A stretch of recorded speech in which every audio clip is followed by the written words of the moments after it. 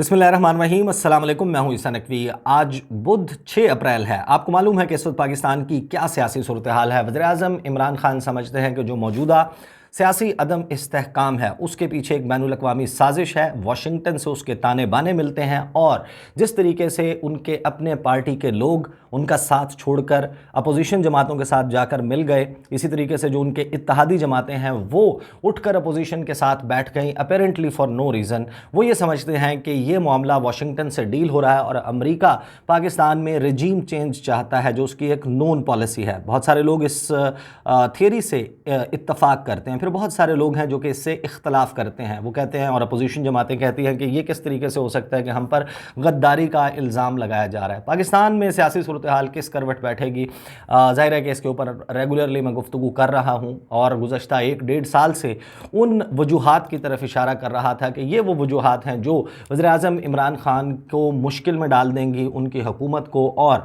जो international powers हैं वो कभी भी नहीं देख सकती कि एक ऐसा मुल्क जो कि जी हजूरी करता रहा हो अमरीकी ब्लॉक की, वो अचानक उनके हल्का असर से, जो उनका स्फेयर ऑफ इन्फ्लुएंस है, उससे बाहर निकलने की कोशिश करे। फिर उसके लिए वो रजीम चेंज का टैक्टिक जो है वो इस्तेमाल करते हैं। उसके लिए कौन से तरीक़ाकार होते हैं और वो इस हद तक भी चले जाते हैं कि ऐसे लीडर्स को जो है वो कत्ल कर दिया जाता है, असैसिनेट करके मंजर आम से हटा दिया जाता है। अब ये मामला कि इसमें एग्जैक्टली किस हद तक अमेरिका की इन्वॉल्वमेंट है, ये शायद कभी भी ब्लैक एंड वाइट में हमारे सामने ना आए, यानी कि स्याह और सफ़ेद की तरह इसमें सवालात मौजूद रहेंगे। लेकिन कुछ एग्जाम्पल्स इस वक्त हमें पूरी दुनिया में क्रिएट होती हुई नज़र आ रही हैं। जिस केस के बारे में मैं बात करने लगा हूँ वो है श्रीलंका का। और श्रीलंका की जो सूरत हाल है इसको अगर आप देखें, इस वक्त जो साउथ एशिया है वहाँ पर पाकिस्तान और फिर श्रीलंका, ये दो ममालिक हैं जहाँ पर बड़ा ज़बरदस्त किस्म का सियासी अदम इस्तेहकाम है। क्या सिमिलैरिटी है, किस तरह की मुशाबहत है इस वक्त जो श्रीलंका में वाक़यात हो रहे हैं। अगरचे इंटरनल फैक्टर्स जो हैं, जो अंदरूनी अवामिल हैं, वो मुख्तलिफ हैं पाकिस्तान और श्रीलंका के, लेकिन जुर्म लगभग जो है वो मिलता जुलता है पाकिस्तान और श्रीलंका का। और श्रीलंका में सूरत हाल किस तरीके से अनफोल्ड होगी क्विकली मैं आपको बताऊंगा। और आप जब सिमिलैरिटीज़ को देखेंगे, इसमें मुशाबहत को देखेंगे, तो आप अंदाज़ा लगाने की कोशिश करेंगे जो इंटरनेशनल इस्टेब्लिशमेंट है, दुनिया के बड़े ममालिक हैं, मगरबी ममालिक, वो किस तरीके से मुख्तलिफ ममालिक पर दबाव डालते हैं, उसका तरीक़ाकार क्या होता है। श्रीलंका आपको मालूम है कि एक छोटा सा मुल्क है। अभी करंट सिचुएशन यह है कि अब से थोड़ी देर पहले, चंद घंटे पहले, जो उनके सदर हैं गोताबाया राजापाक्सा, उन्होंने इमरजेंसी लगाई हुई थी, वो इमरजेंसी लिफ्ट कर लिया है। वहाँ पर यूट्यूब को सस्पेंड कर दिया गया था, सोशल मीडिया को कई घंटे के लिए, तकरीबन 24 घंटे का ब्लैकआउट रहा ताकि मामलात जो हैं वो ज़्यादा फैले ना। आपको बहुत सारे इमेजेस, तस्वीर मिल रही होंगी सोशल मीडिया के ऊपर कि श्रीलंका के गली कूचों में प्रोटेस्ट हो रहा है। जो वज़ीर-ए-आज़म हैं गोताबाया राजापाक्सा के भाई, बड़े भाई महिंदा राजापाक्सा, उनकी रेजिडेंस के बाहर प्रोटेस्ट हो रहे हैं। उनके ऊपर वाटर कैनन से जो है उनको दूर किया जा रहा है, उनके ऊपर आंसू गैस फायर की जा रही है। ये सिचुएशन अचानक इस नहज पर किस तरीके से पहुंची। सबसे पहले तो मैं आपको बता दूं कि मार्च का पहला हफ्ता, जिस वक्त पाकिस्तान ने यह फैसला किया, और पाकिस्तान की तरह 35 ममालिक थे जिन्होंने यह फैसला किया कि वो एब्सटेन करेंगे। अक़वाम मुत्तहिदा जनरल असम्बली में अमरीका एक करारदाद लेकर आया यूक्रेन के मामले पर। मुख्तलिफ ममालिक में उनकी एम्बेसीज एक्टिवेट हुई। उन्होंने कहा कि आप हर सूरत में अमरीका की जो बैक्ड इस रेजोल्यूशन, इस करारदाद पर वोट दें। 35 ममालिक ने एब्सटेन किया। उस मैंने बड़ी तफसील से बताया था, उस तफसील में नहीं जाऊंगा। श्रीलंका भी उन ममालिक में शामिल था जिसने एब्सटेन किया। अब श्रीलंका की जो सूरत हाल है और श्रीलंका के जो जराइम हैं उनको ज़रा समझ लें कि श्रीलंका जो है वो चाइना का बेल्ट एंड रोड इनिशिएटिव, वही बेल्ट एंड रोड इनिशिएटिव जिसके खिलाफ दुनिया की 7 बड़ी ताकतों ने, जो गैंग ऑफ 7 है, ग्रुप ऑफ 7, इन्होंने गुज़श्ता साल 12 जून को कार्बिस बे, जो कि एक साहिली गांव है बरतानिया का, वहाँ पर यह फैसला किया था कि हर सूरत इसको नाकाम बनाना है और इसमें शामिल ममालिक को B3W इनिशिएटिव के ज़रिए पैसे दिए जाएंगे, इंफ्रास्ट्रक्चर प्रोजेक्ट्स दिए जाएंगे और उन्हें कहा जाएगा कि आप चीन के स्फीयर ऑफ इन्फ्लुएंस से, उसके हल्का असर से बाहर निकलें। लेकिन श्रीलंका बड़ा इंटरेस्टिंग मुल्क है। श्रीलंका में आपको मालूम है कि तकरीबन 2 दहाई तक किस किस्म की लॉ एंड ऑर्डर सिचुएशन, एक खाना जंगी जारी रही। तामिल टाइगर्स जो हैं उनके दरमियान सिन्हाली और जो तमिल पॉपुलेशन है उसके दरमियान किस किस्म के लड़ाइयाँ चलती रहीं और बड़े अरसे के बाद इन्होंने कंट्रोल किया। पाकिस्तान की उसमें मिलिट्री असिस्टेंस बहुत ज़्यादा शामिल थी, लेकिन उसके बाद से अब तक जो श्रीलंका की इकॉनमी है वो बहुत कमज़ोर है। श्रीलंका चलता है अपने टूरिज़म पे, श्रीलंका चलता है अपनी जो चाय और दीगर जो ज़रूरी अजनास हैं उनकी एक्सपोर्ट पर। को बहुत प्रॉपर पावरफुल इकॉनमी नहीं है। ट्रांजिट के ऊपर अपने पोर्ट्स से वो पैसा कमाते हैं, लेकिन वो पैसा जाहिर है कि उसमें कभी कमी कभी ज़्यादती होती रहती है। लेकिन श्रीलंका जो है वो अचानक जिस वक्त वो BRI का हिस्सा बना तो साथ ही वो बन गया जो इंटरनेशनल प्रॉक्सी बैटल ग्राउंड है चाइना और अमेरिका के दरमियान। इंडिया इसमें बड़ी हद तक शामिल है। अब श्रीलंका, इसको कहा जाता है बहरे हिंद का मोती, यानी कि pearl of the Indian ocean. और जो स्ट्रिंग ऑफ पर्ल्स चीन बना रहा है, जिसमें बहुत सारी बंदरगाहें बहरे हिंद की शामिल हैं जो कि BRI का सी पैक के बाद जो है वो हिस्सा होंगी, उनमें श्रीलंका बहुत नुमाया मुल्क है। अगर अभी भी डिपेंडेंस की बात करें तो श्रीलंका के ऊपर चाइना की बड़े मामलात में डिपेंडेंस है। आबनाए हुर्मुज़ से, स्ट्रेट ऑफ हुर्मुज़ से जो चीन के लिए तेल बरदार जहाज़, बहरी जहाज़ निकलते हैं वो ट्रांजिट करते हैं श्रीलंका की मुख्तलिफ़ पोर्ट से, ख़ास तौर पर हनबिन तोता के पोर्ट से, कोलंबो पोर्ट से। यहाँ से होते हुए फिर वो गुज़रते हैं आबनाए मलाका से, स्ट्रेट ऑफ मलाका, वहाँ से साउथ चाइना सी, ईस्ट चाइना सी, येलो सी, और फिर वो चाइनीज़ पोर्ट्स के ऊपर पहुँचते हैं। तो चाइना के लिए बहुत इंपॉर्टेंट है। चीन ने 3 बड़े प्रोजेक्ट्स यहाँ पर स्टार्ट किए गुज़श्ता कुछ अरसे में। एक तो हनबिन तोता का जो पोर्ट है, जो कि आप समझ लें कि जो साउथ है, यानी कि बहरे हिंद जहाँ पर खुलता है इंडिया के बाद, उस मकाम पर मौजूद है। दूसरा पोर्ट है कोलंबो पोर्ट सिटी। कोलंबो का जो पोर्ट है वहाँ पर एक तो पोर्ट सिटी बना रहा है, दूसरा वहाँ पर एक इंटरनेशनल कंटेनर टर्मिनल बना रहा है चाइना। चाइना का जो ये रुख बनता है, ये आप यूँ समझें कि इंडिया के साथ से होता हुआ ये जाता है वेस्ट एशिया की तरफ, पाकिस्तान की तरफ। सी पैक के जो फ्लैगशिप प्रोजेक्ट है उसमें जो सबसे अहम पोर्ट बनती है गवादर पोर्ट, उसकी तरफ।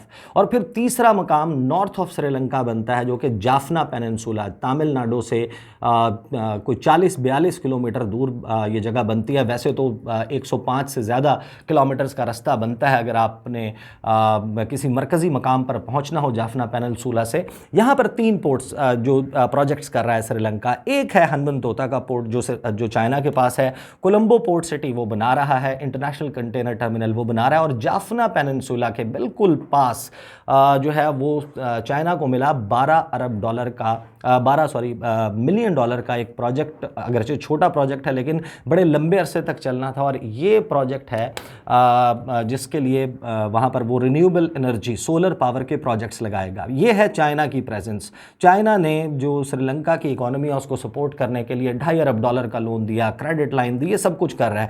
अब इनको काउंटर करने के लिए क्या किया जा रहा है? अमेरिका क्या कर रहा था? अमेरिका ने किया था जनाब कि, और मैं आता हूँ इस तरफ भी, कि अभी जो करंट क्राइसिस है ये किस तरीके से ट्रिगर किया गया एंड उस वक्त के बाद जब उन्होंने एब्सटेन किया यूक्रेन के मामले पर, तो जाहिर है कि फिर जिन जिन ममालिक को सबक सिखाना है उसमें श्रीलंका भी शामिल है। तो फिर हुआ क्या, टेक्निकली उन्होंने किया क्या, और उसके ऊपर पर्दे कितने ज़्यादा मौजूद हैं।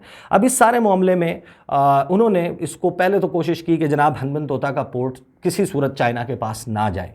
कोलंबो पोर्ट सिटी है उसके ऊपर चेक रखने के लिए और इंटरनेशनल कंटेनर टर्मिनल पर चेक रखने के लिए इंडिया और जापान $700 मिलियन से बना रहे थे। जो उनका वेस्ट कंटेनर टर्मिनल है वो बना रहे थे, ईस्ट कंटेनर टर्मिनल बना रहे थे $700 मिलियन से, और ये 2 से 3 किलोमीटर दूर था चाइना के प्रोजेक्ट से।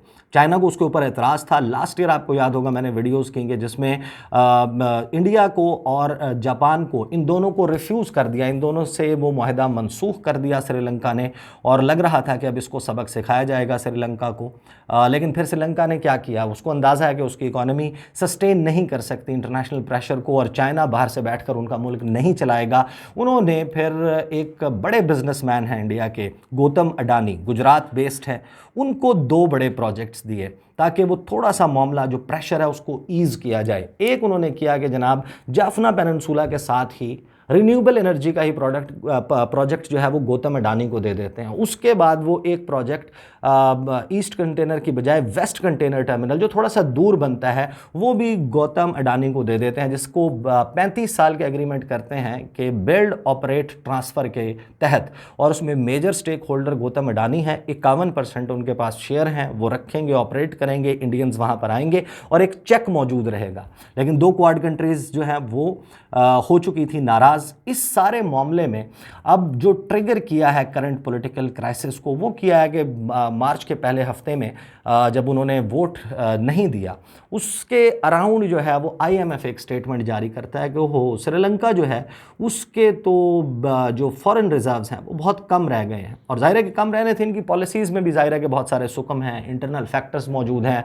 गोताबाया राजापाक्सा खुद प्रेसिडेंट हैं, उनके भाई प्राइम मिनिस्टर हैं, एक भाई उन्होंने कुछ वक्त के लिए उनको एक मिनिस्ट्री दी, फिर दूसरी मिनिस्ट्री दी। लेकिन अचानक सूरत हाल ये होती है कि वहाँ पर ये बताया जाता है कि फ़ॉरेन जो रिजर्व्स हैं वो तो इतने रह गए हैं कि श्रीलंका 1 महीने तक चल सकता है, उसके बाद तो श्रीलंका के पास पैसे नहीं हैं। उनको डीजल की सप्लाई भी रुक जाती है, उनकी जो इंटरनेशनल ट्रेड है वो मुतासर होने लग जाती है और फ्यूल शॉर्टेज स्टार्ट होती है। अब जब फ्यूल शॉर्टेज होती है तो उससे बिजली का बुहरान आ जाता है, लोड शेडिंग शुरू हो जाती है और एक शोर मचता है। लेकिन फिर प्रोटेस्ट शुरू होते हैं, वो प्रोटेस्ट वायलेंट भी होते हैं और वहाँ पर जिस किस्म की सूरत हाल होती है तो अचानक बहुत सारे पार्लियामेंटेरियंस के ज़मीर जाग जाते हैं। उनके कैबिनेट में बैठे हुए बहुत सारे लोग रिज़ाइन करते हैं, कोई 40-41 मेंबर्स जो हैं वो डिफेक्ट कर जाते हैं। वो कहते हैं कि हम अब से इंडिपेंडेंट हैं, हम इनकी पार्टी में शामिल नहीं हैं। वही महिंदा राजापाक्सा जो कि सिविल वॉर का हीरो था, उसी की वजह से उसका इतना बड़ा यानी कि पॉलिटिकल वो फैमिली बन गई, वो महिंदा राजापाक्सा अपनी पॉपुलैरिटी खो देते हैं और नज़र ये आ रहा है कि वो सिस्टम को हटा देंगे। ये जो सब कुछ किया गया, ट्रिगर किया गया, इसमें जिस फॉरेन रिजर्व्स की बात की गई वो अक्टूबर और नवंबर 2021 में नहीं हुआ। बड़े इंटरेस्टिंग फिगर्स हैं इस वक्त श्रीलंका के। आज जब मैंने चेक किया जो उनके फॉरेन रिजर्व्स हैं, और जाहिर है कि उन्होंने अपने कर्ज़ों की रीशेड्यूलिंग करनी होती है, कर्ज़े वापस करने होते हैं, उसके लिए आपको पैसे चाहिए होते हैं। इन्होंने एक पॉलिसी और रखी थी कि तमाम की तमाम जो अपनी एग्रीकल्चरल प्रोडक्ट्स हैं उनको हम जो है वो करेंगे ऑर्गेनिक पर लेकर जाएंगे, जो केमिकल फर्टिलाइज़र है उसका इस्तेमाल नहीं होगा। ये गवर्नमेंट ने जब पॉलिसी बनाई और तमाम केमिकल फर्टिलाइज़र्स की इंपोर्ट ख़त्म की, उससे उनकी चाय की आपको पता है कि चाय प्रोड्यूस करने वाले बड़े ममालिक में श्रीलंका, कीनिया, बांग्लादेश, इंडिया के कुछ इलाके, पाकिस्तान में जिस तरीके से शिंक्यारी में होती है, लेकिन ज़ाहिर है कि हमारी तो चाय बहुत कम बनती है। उधर जो है वो ज़्यादा जो प्रोडक्ट सबसे बड़ी जो ज़राई आइटम है उसमें चाय है, चाय की पत्ती है, उसके अलावा राइस है और चंद और प्रोडक्ट्स हैं। लेकिन जब उसमें केमिकल फर्टिलाइज़र का इस्तेमाल नहीं हुआ तो वो $400 मिलियन उनकी जो है वहाँ से एक्सपोर्ट नीचे चली गई। लेकिन उसका फ़र्क उस वक्त नहीं हुआ। नवंबर 2021 में उनके जो फॉरेन रिजर्व्स थे, यानी कि जो बैरूनी ज़र मुबादला उनके पास मौजूद था, वो $1.6 अरब था। ये उस वक्त नहीं हुए प्रोटेस्ट, ना ही रजीम चेंज की बात हुई। $2.26 अरब थे अक्टूबर 2021 में। यह वो वक्त था जिस वक्त बहुत कम थे फॉरेन रिजर्व्स, ख़ास तौर पर नवंबर 2021 के आप फिगर देखें, $1.6 अरब।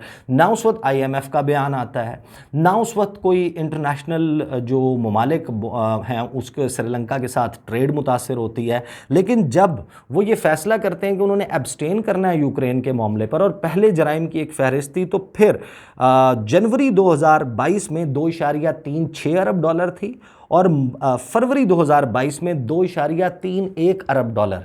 तो $2.31 अरब का जब बताता है IMF कि ये तो बहुत कम पैसे रह गए हैं, तो अचानक प्रोटेस्ट शुरू हो जाते हैं, अचानक जो है वो सबको ये मामलात याद आ जाते हैं। हालांकि इस सारे क्राइसिस के दौरान अगर कोई इंटरनेशनल कम्युनिटी इस हुकूमत को और श्रीलंका की गवर्नमेंट को सपोर्ट करना चाहती, बड़े आसानी से किया जा सकता था। इस दौरान इंडिया ने $1 अरब की क्रेडिट लाइन दी। आपको याद है जब पाकिस्तान के वज़ीर-ए-आज़म गए थे तो पाकिस्तान ने भी कहा था $50 मिलियन की क्रेडिट लाइन हम दे रहे हैं। बहुत से दुनिया के ममालिक देते हैं, चाइना अपने तौर पर सपोर्ट कर रहा है। लेकिन अब क्योंकि श्रीलंका इंटरनेशनली हमारे क्लाउड से, हमारे स्फेयर ऑफ इन्फ्लुएंस से, हमारी पॉलिसी साजी से अलहदा हो रहा है और गोताबाया राजापाक्सा, महिंदा राजापाक्सा, ये फैमिली अब हमारे इंटरेस्ट के लिए काम नहीं करेगी।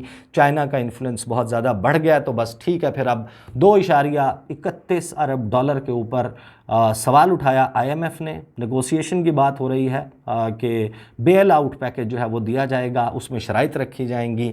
जो गोताबाया राजापाक्स हैं उन्होंने इमरजेंसी लगाई और अब वो इस पॉइंट पर आए हुए हैं कि उन्होंने कहा कि ठीक है, अगर मेजॉरिटी खो चुके हैं महिंदा राजापाक्सा, वो अगर चले जाते हैं, कोई भी सिंपल मेजॉरिटी के साथ आए, मैं उसकी हुकूमत बनाने के लिए तैयार हूँ। श्रीलंका का पॉलिटिकल सिस्टम बड़ा डिफरेंट है। वहाँ पर जो प्रेसिडेंट है उसको डायरेक्टली इलेक्ट करते हैं अवाम, और वो प्रेसिडेंट इलेक्ट करता है कि उसके मुल्क में वज़ीर आज़म कौन होगा, फिर वज़ीर आज़म अपनी काबीना और फिर एक पार्लियामेंट का पूरा सिस्टम है। तो इस तरीके से श्रीलंका में क्रिएट किया गया है ये सारा प्रॉब्लम। और इंटरेस्टिंगली एंड उसी तरीके से उन्हीं औकात में जिस वक्त जो है वो पाकिस्तान कुछ फैसले लेता हुआ नज़र आता है, श्रीलंका सिमिलर फैसले लेता हुआ नज़र आता है। और वही आदमी डोनाल्ड लू जो पाकिस्तान के साथ भी राब्ते में होता है, वो श्रीलंका के साथ भी राब्ते में होता है। स्टेट डिपार्टमेंट जो है और जो उनकी नेशनल सिक्योरिटी अपरेटस है, जो नेशनल सिक्योरिटी एडवाइज़र हैं, वो जब कहते हैं कि हमने कॉन्सिक्वेंसेस भुगतने होंगे उन ममालिक को जो हमारा साथ नहीं देंगे, साथ नहीं चलेंगे, तो वो फिर इस किस्म की सिचुएशन बनती हुई श्रीलंका में नज़र आ रही है। मुशाबियत आप देख सकते हैं, चीज़ें ब्लैक एंड वाइट में आपको पहले बता चुका, कभी भी नहीं आएंगी। ग्रे एरियाज़ रहेंगे, अब हम मौजूद रहेंगे। और इस वक्त इंटरेस्टिंगली पाकिस्तान में अमेरिका की मासूमियत का मुकदमा चल रहा है कि फ़ैसला किया जाए कि अमेरिका दुनिया भर में रजीम चेंज में इन्वॉल्व होता है या नहीं। बहुत इंटरेस्टिंग है। अगली वीडियो में मैं आपको बताऊंगा कि मुमकिन तौर पर अगला निशाना कौन सा मुल्क हो सकता है और उस मुल्क ने क्या जराइम किए हैं। बहुत ही इंटरेस्टिंग एक आलमी सियासी मंजरनामे पर जो हलचल है। इंशाल्लाह अगले वीडियो में मुलाकात होती है। मुझे इजाज़त दीजिए। अल्लाह हाफ़िज़।